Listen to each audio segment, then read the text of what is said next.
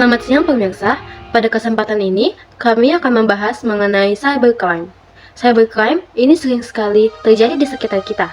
Contoh kasus yang bisa kita lihat ialah kasus komplotan spesialis pencuri kartu ATM yang terjadi di banyak tempat, yaitu Kali Jambe, Duku Jagan, lalu di Agen BRI Link Toko SRC, Rohmah. Pelaku yang terlibat dalam kasus ini ada beberapa, yaitu Purwanto, Parimin, Suryanto Aladang, sedangkan korban yang terlibat dalam kasus ini ialah pemilik dari agen itu sendiri.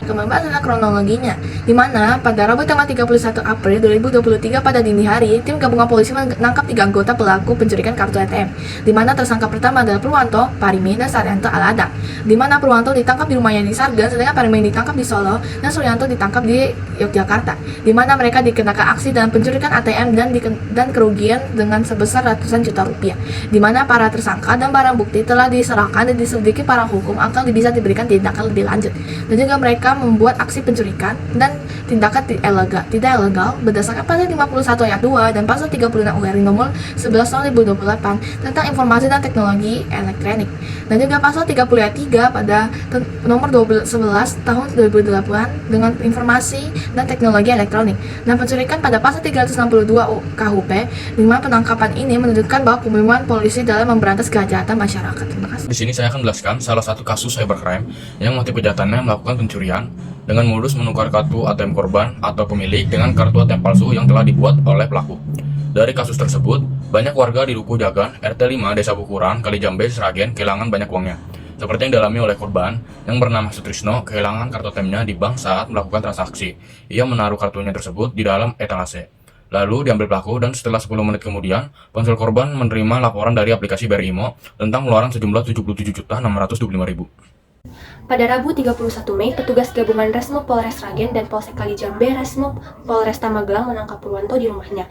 Dia juga telah mengakui perbuatannya. Sementara tersangka Parimin ditangkap di Jalan MT Haryono, Manahan, Banjarsari, Solo. Dari keterangan Parimin, diketahui dia melakukan pencurian di Kali Jambe bersama Suryanto Aladang. Suryanto saat ini ditahan Poltabes Yogyakarta. Para pelaku diancam tindak pidana pencurian dan ilegal akses. Para tersangka dijerat pasal 51 ayat 2, pasal 36 UU RI nomor 11 tahun 2008 tentang informasi dan transaksi elektronik, atau pasal 30 ayat 3 UU RI nomor 11 tahun 2008 tentang informasi dan transaksi elektronik.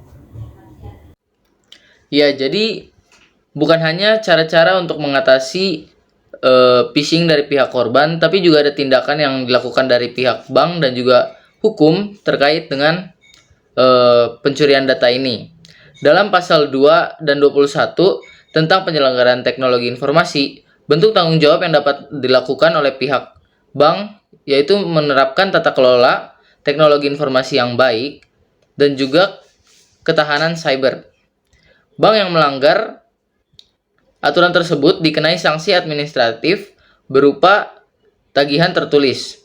Bank juga tidak diperbolehkan untuk meluncurkan produk terbaru, pembukuan kegiatan usaha, hingga penurunan nilai produk atau tata kelola juga yang berpengaruh pada kesehatan bank. Kesimpulan dari kelompok kami adalah bahwa kasus pencurian kartu ATM merupakan salah satu bentuk cybercrime yang terus meningkat seiring dengan perkembangan teknologi. Pelaku menggunakan berbagai metode canggih seperti skimming, phishing, dan malware untuk mencuri informasi kartu dan data pribadi korban. Akibatnya, korban mengalami kerugian finansial yang signifikan dan menghadapi tantangan dalam memulihkan keamanan data pribadi mereka. Jadi, menurut kami sangat penting untuk mengedukasi masyarakat mengenai langkah-langkah pencegahan serta peningkatan kerjasama antara lembaga keuangan dan penegak hukum. Nah, jadi selain itu kita tidak seharusnya mencuri barang yang bukan milik kita, karena sesuai dengan perintah yang Tuhan berikan bahwa kita tidak boleh mengingini milik sesama kita. Sekian presentasi dari kelompok kami. Terima kasih.